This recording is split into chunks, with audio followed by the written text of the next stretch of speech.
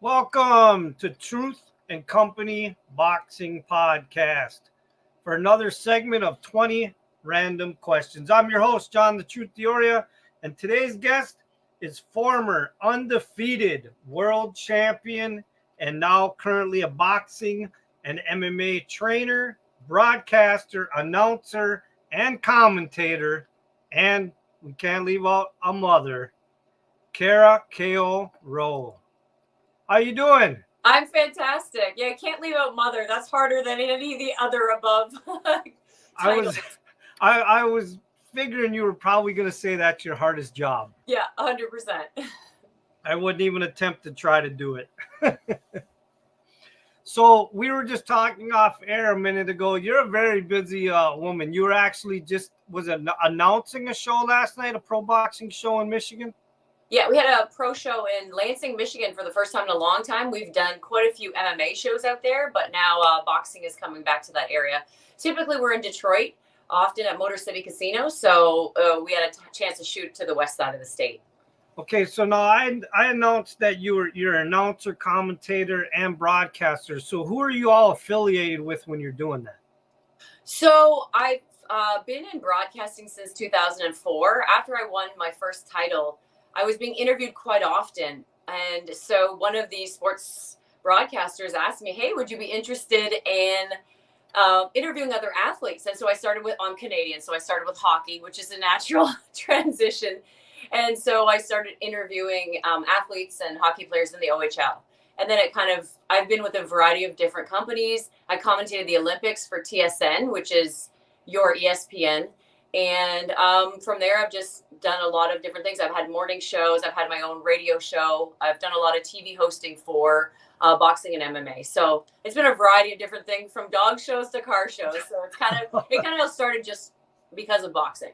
But you never actually had any experience doing it when you fell into it, right? No, I didn't at all. I mean, my degree is sports psychology, so I wasn't looking to go into that direction. But when I'd been approached to interview other athletes, I just thought, well, this is kind of cool. I was one of those things where you just say yes and you're kind of nervous because you don't have any background in it, but I just thought, okay, well, let's give this a try and see how it goes. Okay. So you ready for these random 20 questions? I sure am. Okay. So like you just brought up that you are from Canada, and I think some fans get confused by that. And we're going to go into that because you're always seen in Michigan or Detroit or from the Kronk Gym. And some might not even know that you're not originally from Michigan. So question one, tell me about your background a little bit and your upbringing, not the boxing part, just kind of your upbringing and where you were brought up and, your siblings or, parents and things like that. Well, I'm actually from Northern Ontario, which is the province I live in now, which is like your state.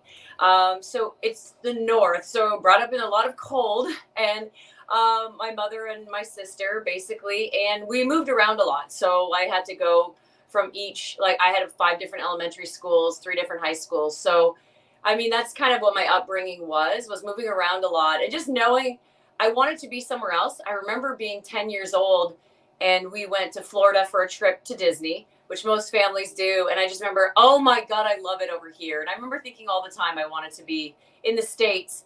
And so that's kind of my upbringing, was just being up north. And then I chose a university down south so I could kind of get closer to the south. Okay. Question 2. So how did you get involved in the sport of boxing? So my first year at university, my boyfriend was a hockey player with the OHL, which is a feeder system to the NHL. And he signed with the Florida Panthers. And at that time, they had a lot of tough enforcers, the guys that were huge. And he was a big guy himself. And they basically were looking to have another enforcer, a tough guy on the ice. But he wasn't really a fighter. He wasn't that guy. And I suggested to him, because there was a variety of other teammates that he had that were taking boxing at the time. A lot of hockey players will cross over for that. And we went to boxing. I went with him and I just fell in love. I was a varsity athlete at the University of Windsor at the time, and I was playing volleyball.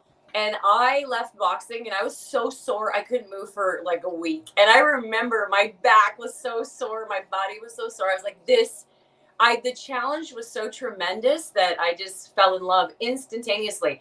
And not that I ever wanted to fight. I actually have a memory of being younger, seeing boxing on TV and thinking it was ridiculous. Like thinking like, why would we have two people on TV hitting each other? Like I had no grasp of the actual sport. And as soon as I got into it, I loved the challenge of the workout. I mean, if you can be that sore, that's, an amazing workout. And then about after a year, I decided, okay, well, let me try sparring. Because I started to fall in love with the sweet science. I started to fall in love with the chess match and like how much it was such a brain sport. It was surreal to me. So I just fell completely in love with it. Okay, but so you started in Florida then in the gyms down there. How did you make your way to Kronk Gym in Michigan? No, I went to the University of Windsor, which is on the border of Detroit, Michigan. So I know it's unreal for some people to understand that I'm literally closer to Detroit than most Americans because we live right on the border. Okay. So we just take a bridge over the river and we're in Detroit.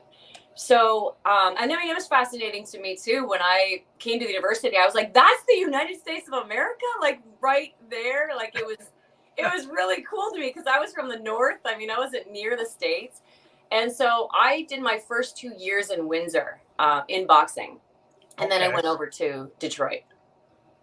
Yeah, but now let me back up a minute. You just mentioned though about the Florida gym. Isn't that where your boyfriend and some of the hockey players were going? No, he signed with the Florida Panthers, the NHL team. So when he was in like the feeder system, the OHL, he signed with the Florida Panthers to be a part of the NHL. But in training camp and in the summer season, you had to train really hard. And so we started taking boxing so he could prepare for that move. But okay. And it was in Canada. Yes. Okay. Yes. I got confused. I thought he went to the gym in Florida. Yeah.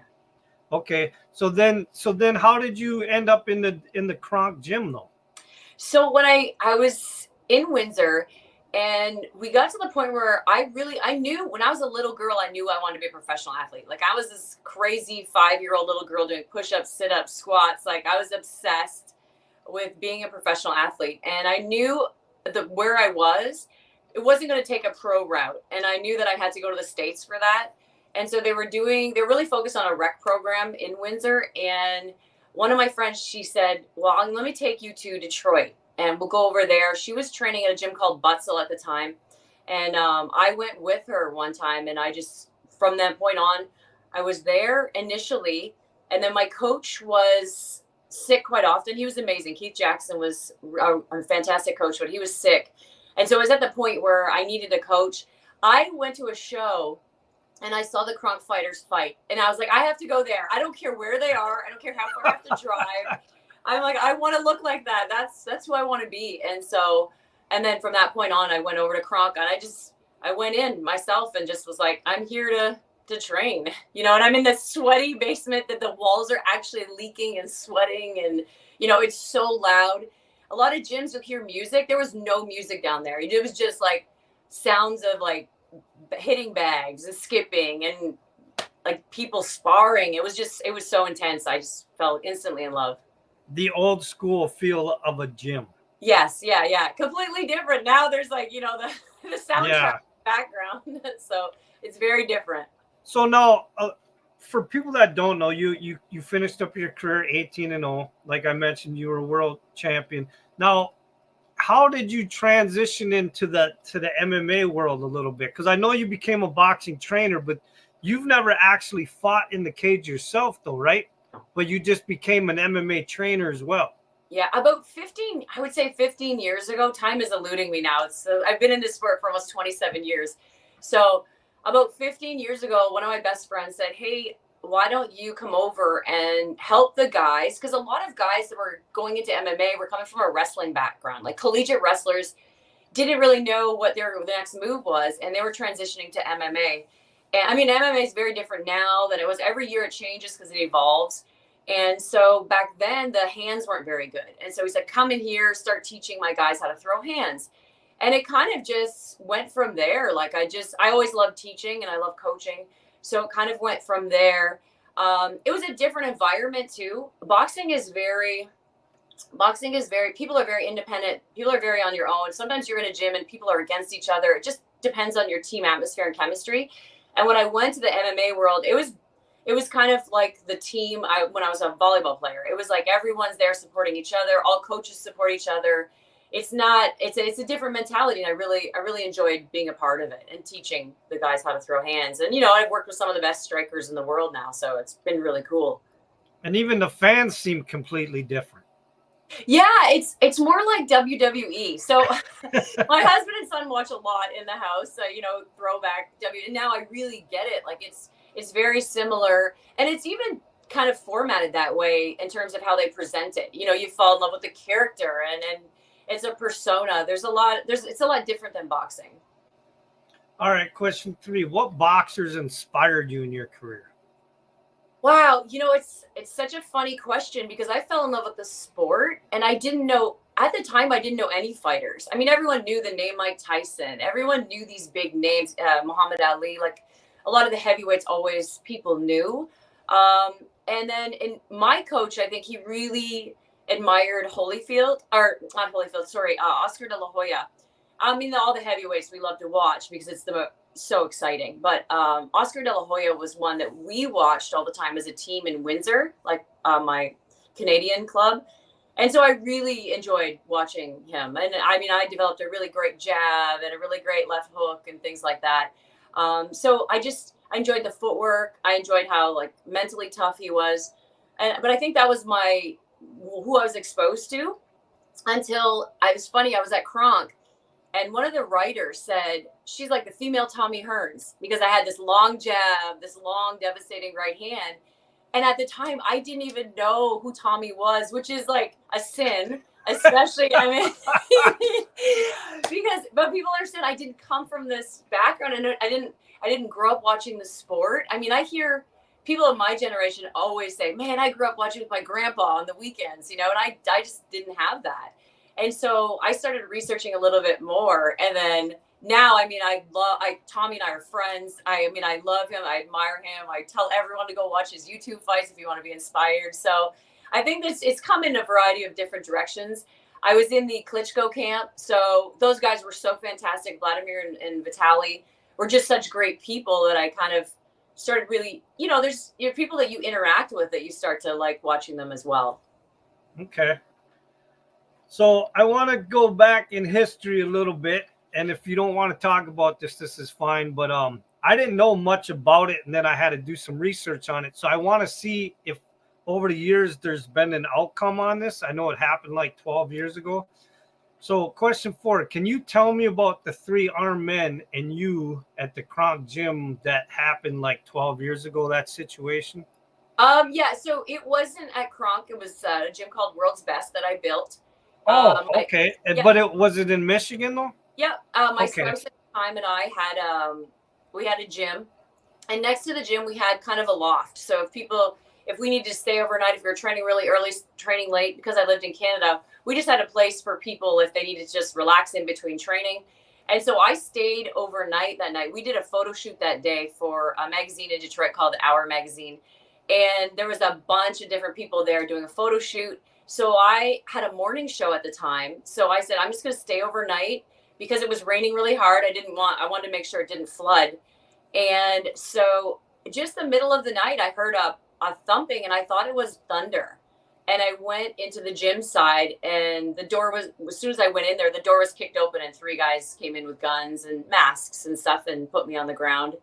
But it was like actually my own gym. But we weren't in a great neighborhood. As you know, many boxing gyms aren't really in the bougie areas of the States. So it was just a situation that kind of I ran into.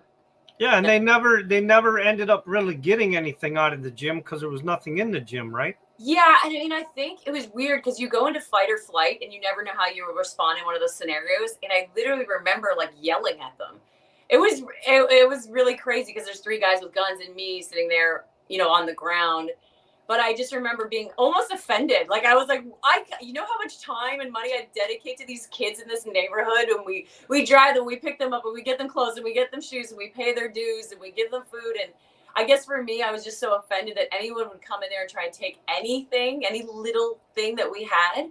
And so we had some flat screen TVs that we had like to watch fights and reviews people's fights, and they stole my purse, but there wasn't anything to get other than that. Like just little basic things, a laptop, like things that we used and needed for the gym, that some of the things were donated too. So Okay. I mean, luckily I had my ID was in my car, and at the time you could use tokens to go back across the border. So I had that. And I always dumped my keys in a basket. So luckily when they stole my purse, I was still able to get back home and get in my car and leave. So yeah, because I saw the original I don't know if it was the original interview, but you did an interview about 12 years ago with another reporter about the whole thing, and you went more into detail. But yeah, and I watched that, and that was crazy. I don't even know how you was able to stay composed to deal with all three of them. But so was there ever an outcome? Because I know in the interview by then there wasn't. Did these guys ever get caught? No, it was funny a little bit for me. So at the time, my spouse and my best friend and our fighter, they were all in California. So there was the three people I would call weren't around. So I let them know in California. And one of our fighters was a Detroit police officer. So he said, listen, I'll call the station so you don't have to go in and you can talk to them. So I called them and talked to them, and they said, well, come in next day when you feel up for it. And I basically said, listen, can you go and do, get fingerprints? I know the guy grabbed the toilet because he put me on my knees to try and put my head in the toilet, threatening me, asking me where money was and things. And I was like, we have nothing. But I was like, I know they were touching a lot of stuff. And he just said, no, we only come out for fingerprints if there's a shooting. And I was like, so if I would have been shot, you would come out and fingerprint, but because like that's not enough of a crime to come in and commit armed robbery. So, it's just a system. They're overwhelmed there. And that's kind of where it finished. Like it completely left off just like that. And nothing more. Like I did a full report and nothing more was. 12 years later, and none of these three guys have ever been caught over that. Yeah, I mean, I have no idea, right? You kind of have to, stuff like that, you kind of have to let go, or you sink into a PTSD realm, and you don't want to do that. I guess for me, a lot of people after were like, oh my God, you're going to need therapy, you need this. And I guess for me, how I came to peace with it was I just said, I almost had empathy for them, because I just thought, what was your life leading up to this to do this? Where are you headed? You're going to jail. You're going to die. You're like, there was no, and I just thought I'm still in a good place in life. And I had a morning show. Like I had to call, I got home at 2 a.m. I was supposed to be at my morning show at 4:30. And I was like, I don't think I could come in today. I was just robbed at gunpoint. And that's how they ended up doing interviews. And because I was a local radio host for, Windsor and Detroit. So how long did you own the gym after that? I mean, because obviously you had to go back to the gym every day after that and still run the gym. Well, I think this is where the Canadian/American line gets crossed. Before that, I was like, no guns in the gym. Like, no, the idea of protection is ridiculous. The idea of guns is ridiculous. And I mean, I think I changed my stance a little bit. I started to understand, because you have to understand, we grew up completely differently, right, in Canada. So I started to, it was like, that was the eye opener of, okay, well, sometimes you have to have, a more open mind when it comes to protection and things like that. So I think I initially didn't want to go back for, a week. I was like, not really ready. But then after that, I was fine. And I felt like I'm an accountability nut. So I just thought, man, I should have put the top bolt on it. I should have done this. And I didn't feel like a victim. I just felt like there's things I could do to have that happen differently. So I felt okay about it. Okay. All right. Question 5. When you boxed, did you have any boxing superstitions? Well, I mean, some of it, I always like to put, most people, this is weird. Most people like to put their left glove on first, because they like to woo, woo, get that jab pumping. And I always I knew my right hand was a devastator. So I like to put my glove in and just feel it and just get really accustomed to it. So it just feels like such a part of me. So I would unleash it and things like that. I mean, I don't think there was too many other there's too many other things. Like I've changed and evolved over the years of what I've learned, like works and what doesn't work. And I think the one thing I teach even as a coach is to always skip before you work out, because as soon as you create that habit, you get in a combat mindset. So no matter what happens, if your flight was late, your shoes didn't show up, if this happened, as soon as you start skipping, you get completely focused on combat, and it gets you kind of in a zone. So for me, I had to skip, or as Americans say, jump rope, before I get told this all the time, before, any sort of training, any sort of match. Okay. All right. Question 6. If you could have dinner with any 4 people in the world, dead or alive, celebrities, people from history, who would be at your table? 4. Oh, wow. Okay. So I think as a coach, I always try to be better every day. And I really admire Phil Jackson. So I'd like to just sit with him and pick his brain. I've always thought Nelson Mandela, because it's just that sense of peace and love, like how people would describe Jesus, just that sense of that calmness and oneness with everyone else on the planet. I think those are the 2 that I always have in my brain, in the back of my brain. I mean, the other 2 would be tricky, because there's no, like, I think for me, I would go back to relatives that I didn't know, like my great-great-grandparents came from Germany in like 1911. So I think it would have to be something like that. And there's no one else that really comes to mind at this moment, that Okay. No, that's 4. So, I mean, all right. Question 7. If you could have a boxing match with any female fighter from history, alive or dead, who'd your ultimate fight be against? Oh,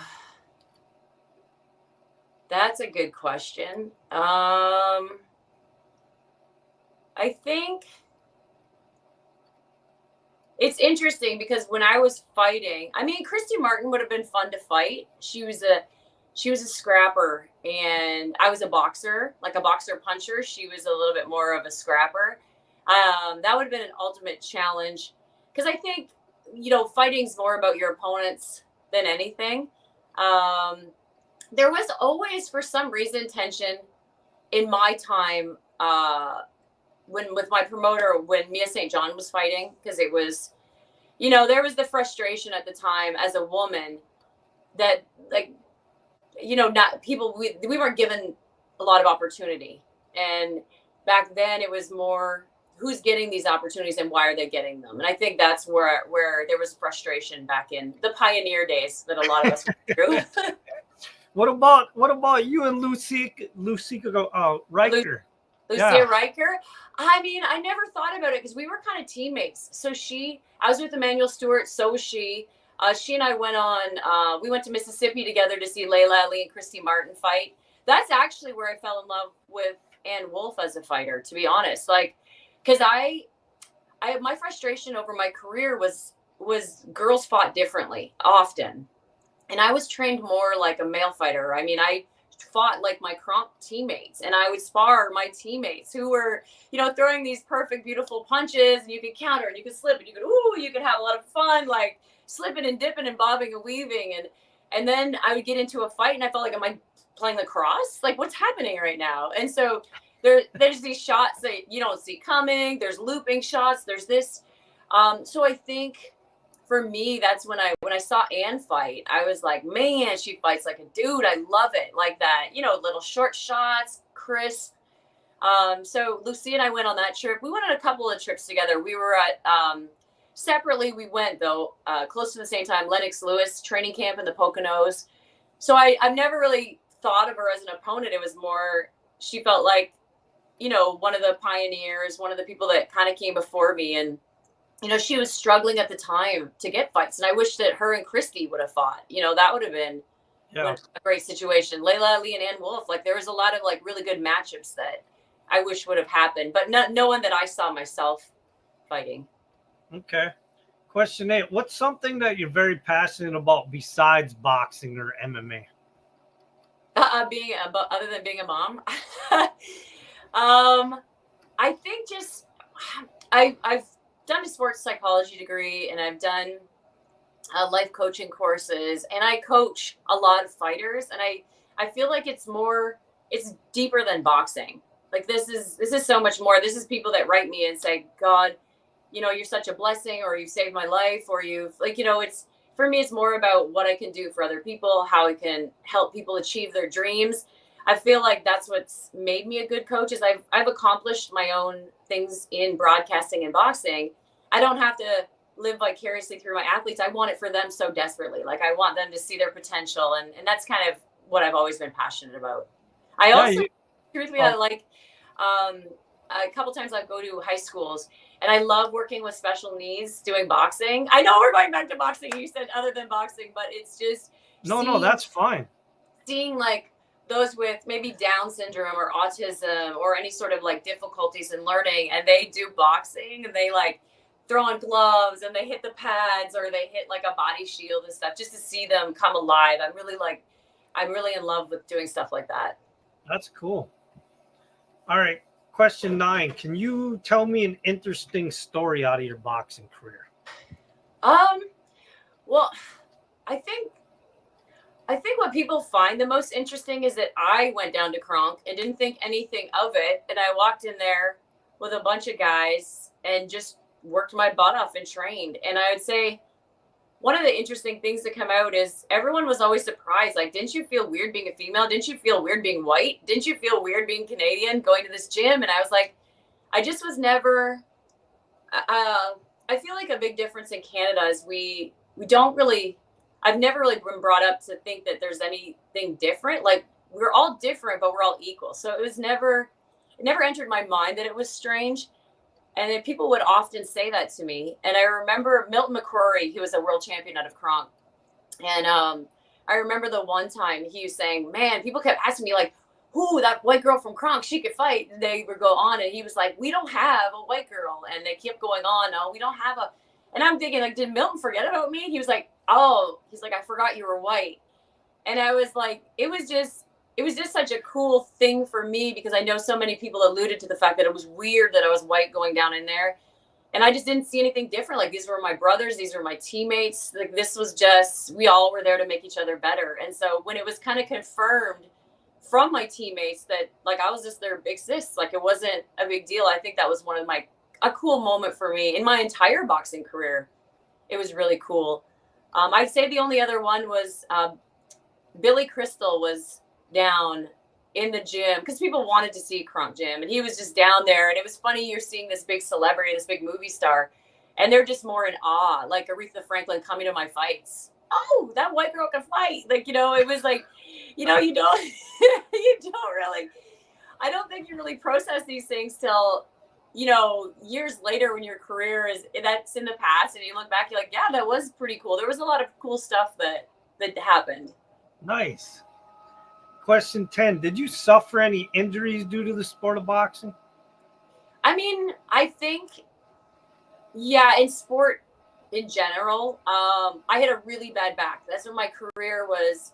I had 3-year layoff, then went back, and then a 3-year layoff and went back. And I couldn't really kick the habit of boxing. It was like a bad drug sometimes. But I had, injury.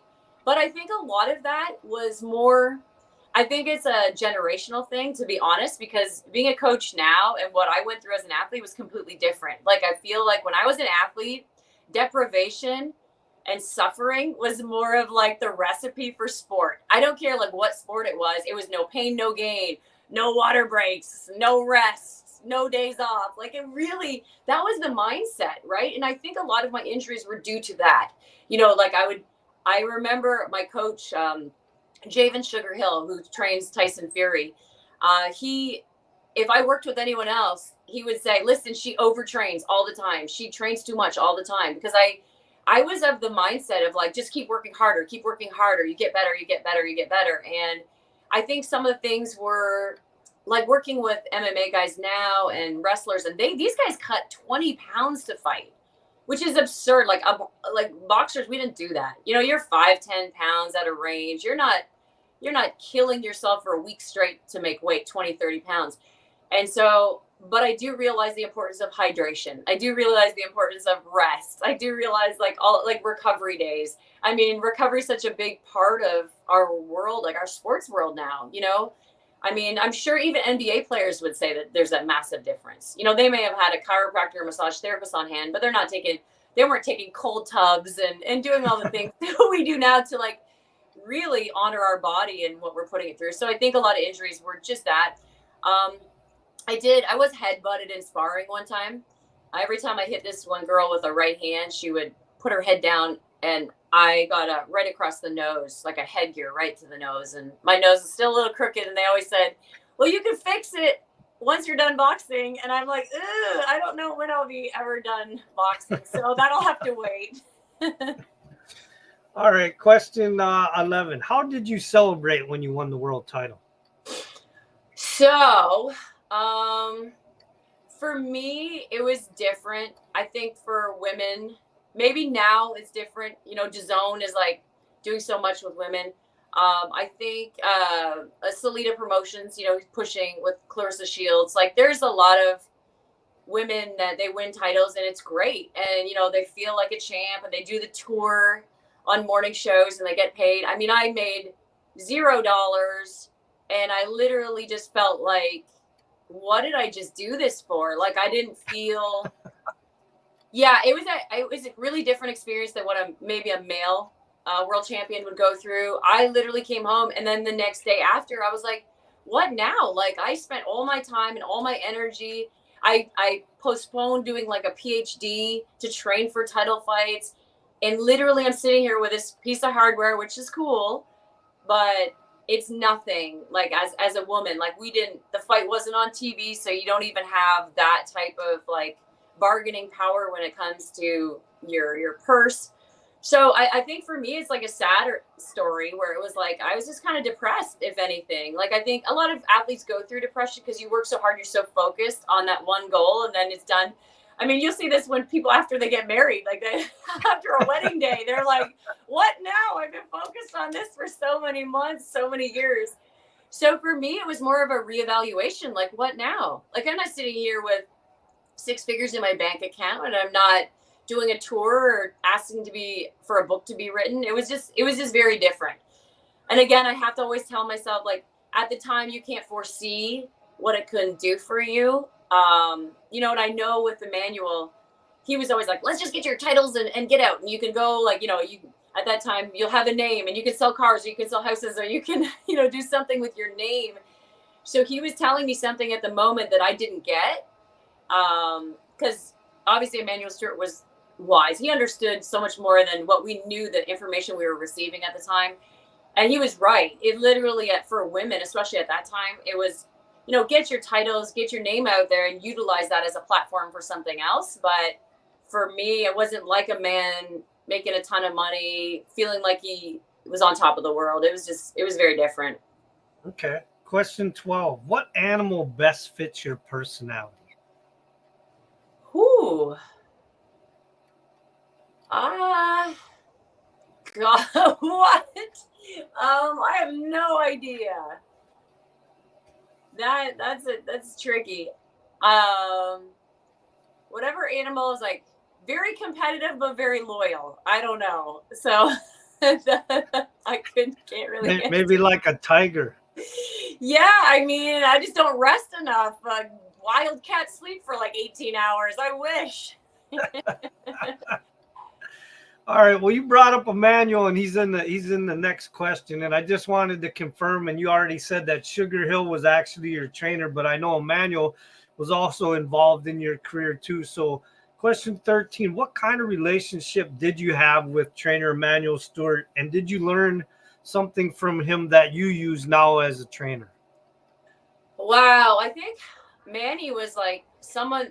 Wow, this is a man that literally could, for me, I think he was such a good coach because he could hypnotize you to believe you are better than anyone on the planet. I really think that was his skill set. I think my relationship with him was he was great. He was my manager. He was a trainer for some fights. because he was, so invested in the Kronk gym. He was so invested in fighters and fighters that had promise and fighters he saw work hard. And I was close with him and Jave, like Sugar Hill. Well, I called him Javen, but yeah, that's nephew, uncle, right? So they were such a part of us. I would say he really respected my knowledge of the game too, because I remember him doing like a magazine article and just saying, man, she's the most skilled female fighter I've ever seen. And I feel like I learned a lot of that there. Kronk, we had a specific style, like just like Philly has their Philly shell. Like we have, the hand is here, everything is here, we fight here, everything we block. You're 1, you're 2, you're 3, you're 4, you're 5, you're 6, like everything you're gonna block right there. I think it was just the style for me that just fit me, my body type, like long, lanky. I wasn't the stocky, muscular type fighter. I was agile, I was fast, I had long limbs. I think there's a lot of stuff that you learn from teachers and coaches that you don't realize that you ingested until you hear yourself saying it when you're coaching. So I think I learned a lot from him. I learned a lot. I would say the biggest thing is like realizing that you're being.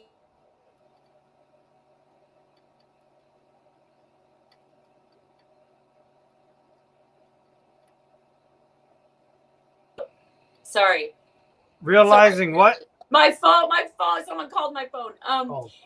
So just realizing like the importance of listening, because I feel like he was giving us so many nuggets of information at the time. And you're so like, at the time you're so sad. Like, no, I just want to be good and I want to be great and I want to do this and I want to do this. And he's like, this is how it is. This is like what you can expect in the future.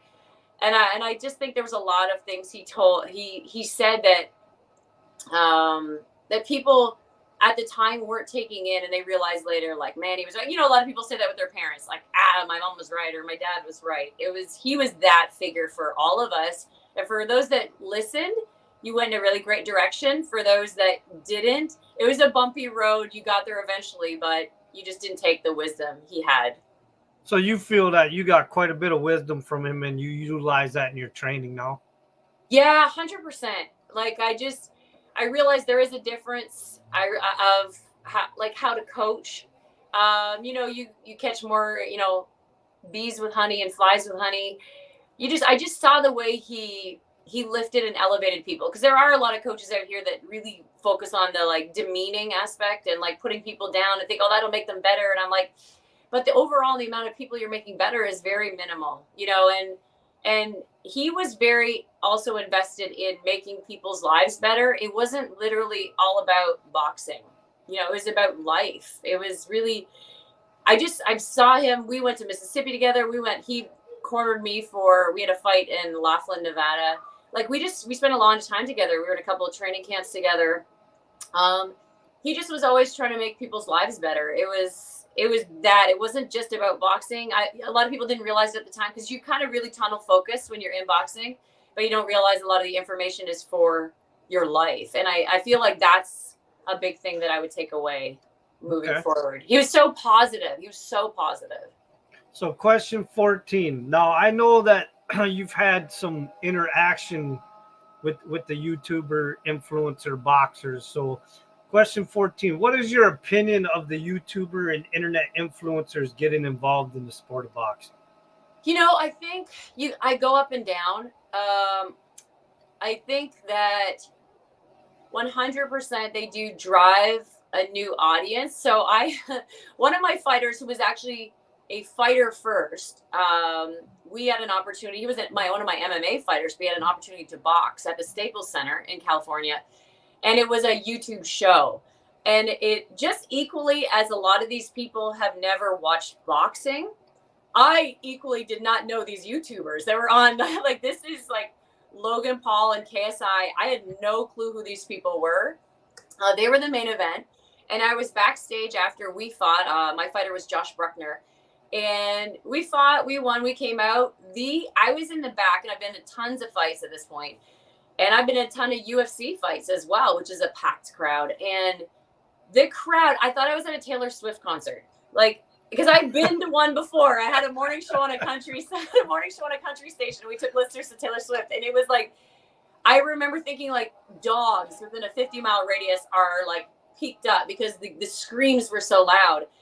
And we were at the Staples Center, and I could feel the center vibrating. I could hear the screaming, the intensity for these YouTubers. It was just definitely, there was people back home that said, oh, I tuned in because such and such was fighting. I knew this person's never seen boxing in their whole life. So it's like one of those where it's kind of cool that you get a new audience, but I don't think these are stickers. Like, they're not going to watch boxing if it's not these people.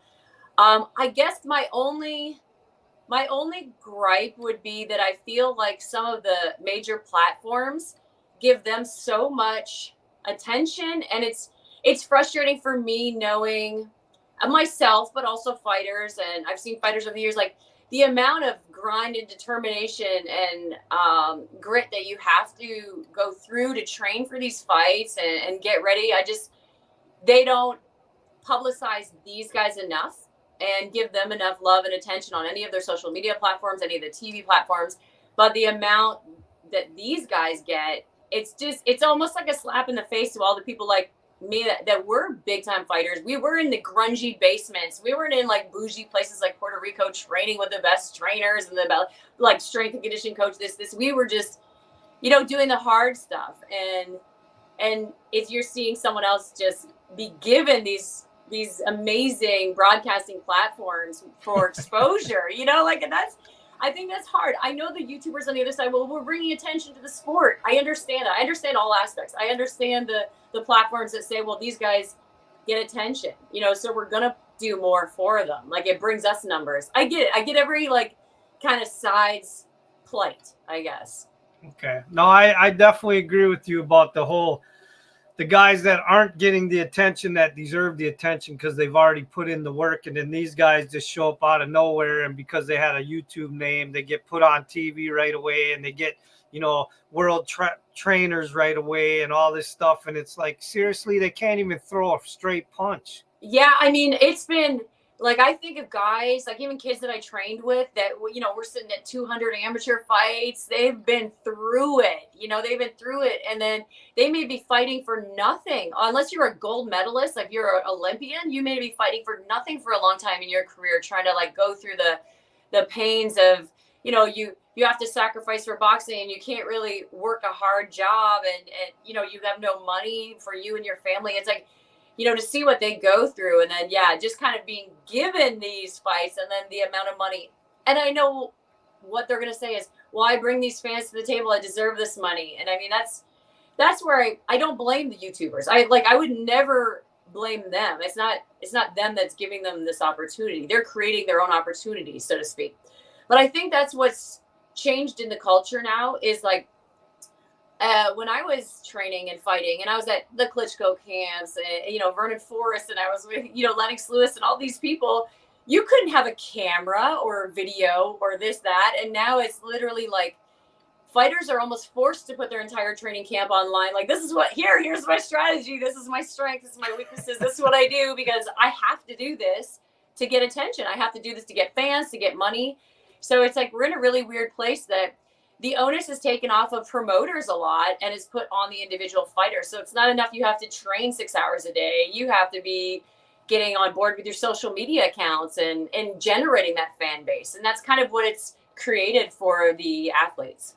But just think back in like the 70s and the 80s, female fighters and male fighters, if you guys had cell phones back there and we had social media, how much bigger you guys would have became and how much more money you guys would have made. Yeah, I mean, I really realized that when I fought on ESPN, and I was a swing bout, and Manny said, listen, you have to go in there and knock this girl out so we can get this swing bout on TV. And I'm thinking, okay, cool. Like, I didn't even notice the massive value till after that. And I was like, okay, go, get her out of there. And then that was, maybe I don't know how long it was, a 2-3 minute fight, whatever it was. Like, I had to take her out of there quickly. And then I fought, but it was on ESPN. And then I fought for a world title, and I fought 10 rounds, and I faced a girl who had Michael Moore in her corner, and there was, all of this, like, it seems like way bigger of a deal, but it wasn't televised. We were in Michigan, and it was a big deal, but because it's not on TV, it doesn't matter. It's like, they say, like, oh, if you didn't see the video, if the video's not there, it didn't happen. And it just made you realize the value of TV, because after the ESPN fight, I mean, I had this was just basic email back then, but it was email after email, and there was a ton of attention, a ton of interviews going on, and it was literally just because of exposure. And I think that's how different that time period is and now. Okay. All right. Question 15. Who is the hardest puncher you've ever faced in the ring in a fight or sparring? So I was a kid at Kronk. I still can remember to this day because I literally felt my head to see if it was still attached. I didn't have females to box with typically. It was mostly males, which was fine. Until I hit them with the right hand, and then they didn't care that I was a female anymore. But it was on. But we had this kid that was like an amazing up and comer, and Emmanuel just took special interest in him because he was like, when you see these kids and they're just special. And he was like, everyone goes through a growth spurt at a different time, and he turned like 14. He kind of turned into man strength without knowing it. And so, because he was still a kid, he was only 14. And I remember he hit me with an uppercut, and I literally thought my head fell off. Like it blew my head all the way back. And after I just stopped, and I was like, holy, but I mean, sometimes you get hit with these shots and it just gives you confidence because you're like, if I didn't go down with that, they can't take a sledgehammer to me and knock me down. I have a good chin. So it's a memory that sticks with me, that was the hardest time I've ever been hit. Like it was surreal. In that moment, like a couple of the other kids boxed with him, and they were just like, nah, he's in man mode now. Like his strength has come in. He's got to box with the adults. Do you remember what his name was? Yeah, Isaiah Thomas. Yeah, he was an up and comer. Isaiah Thomas, the one that became a pro? Yeah, he became a pro. Yeah. I know Isaiah Thomas. Okay, yeah. It was surreal. Like a lot of us still, probably most of us down at Kronk would identify a teammate from Kronk that hit them the hardest than they ever hit in their life. I used to actually manage a cruiserweight fighter, and we actually were in talks one time with fighting Isaiah Thomas. Oh, okay, yeah. See, and it's interesting because that's another thing I learned like through coaching. So he grew strong and talented too quickly. And I say too quickly because what happens if you're in that scenario, you get stuck with the bigger boys and the men. And when you start hitting men hard, they hit you back hard. And I felt like that was a little damaging to his career because I think out of all of us, he was the most talented, and he got stuck, in the bigger sparring matches because of that. And that's how some coaches, you have to watch out for that, right? Like when people are young, but they're talented, you put them in too challenging of a situation, they're not really mentally, emotionally ready for it at that age. It can damage them for their future. All right. Question 16. What's the craziest or the funniest story that ever happened between you and a boxing fan? I would say getting emails from guys telling me they would pay me like $1,500 to punch them in the face to give a bloody nose, like weird stuff like that. I would say that still is top of my list, like for weirdness. Yeah. So you never took any of that money and put it in the bank? I did not want to meet this person in real life. I feel like he'd be wearing my skin by the end of the session. Okay.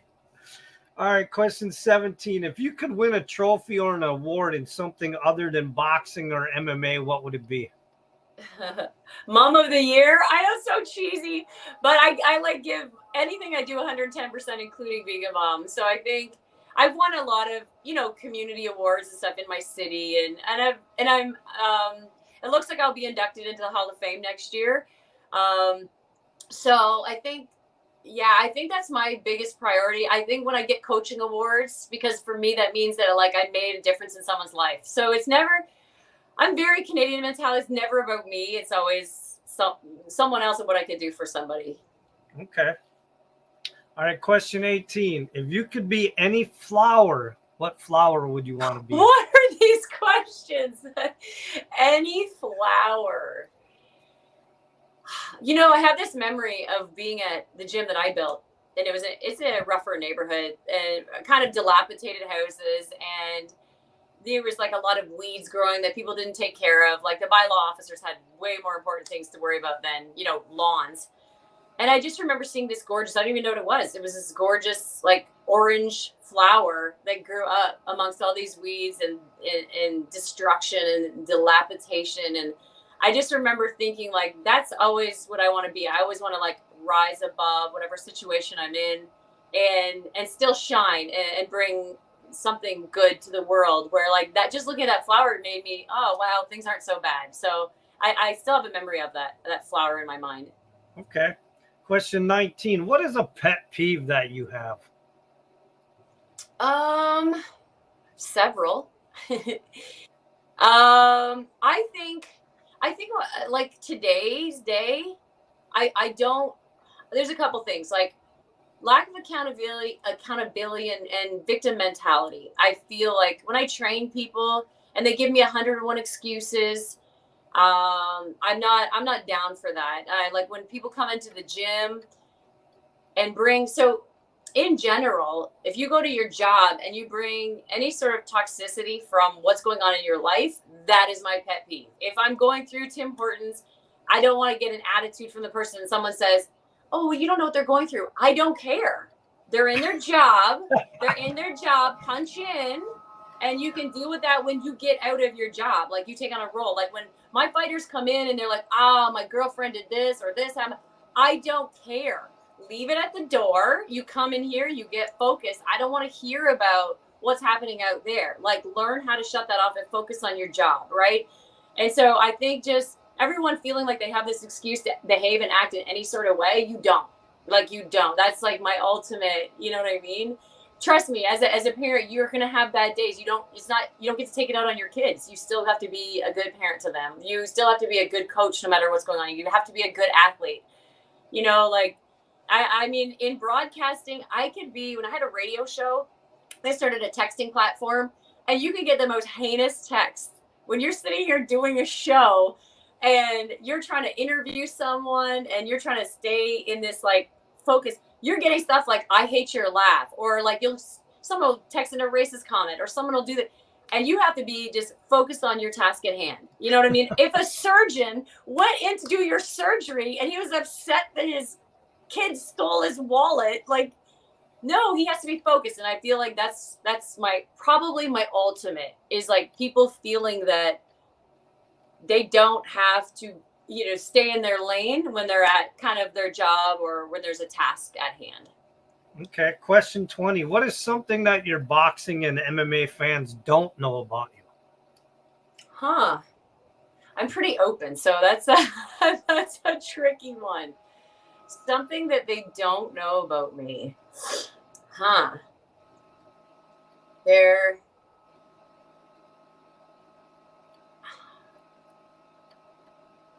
I'd say I was without address. I was homeless basically for 8 months. I would say people don't know that. Wow. How long ago was that? I can't even tell you the year now, but it was interesting because I would be there and I would go do TV and I would go back, and I would go to a radio show and I would go back. So there was a lot. Yeah, it was a pretty intense time. And so, but people would have no clue, no idea. So that was you definitely just caught me off guard with that one. That's why that's always a good question, because you never know what's coming for an answer. Yeah. And so, yeah, it's a scenario that no one would have known at the time. No one would know now, but it's just something that, like life happens, you just kind of struggle through and you keep working hard and you'll get through on the other side. Nice. Well, listen, I appreciate you taking time to come on and do the 20 questions. I enjoyed the stories and the answers, and keep doing what you're doing, because I think a lot of fans love what you're doing. And if you got anything, any sponsors to shout out to, or any fans you want to shout out to, or gyms or anything, go ahead. No, I'm just like, I'm coaching at Michigan Top Team. I just started a boxing program there. I kind of wanted to veer away from boxing for a really long time. And I just started in January with USA Boxing. So now I have a bunch of boxers moving forward with my MMA fighters as well. So I'm pretty excited about that. Nice. All right. Hold on. And the truth has spoken.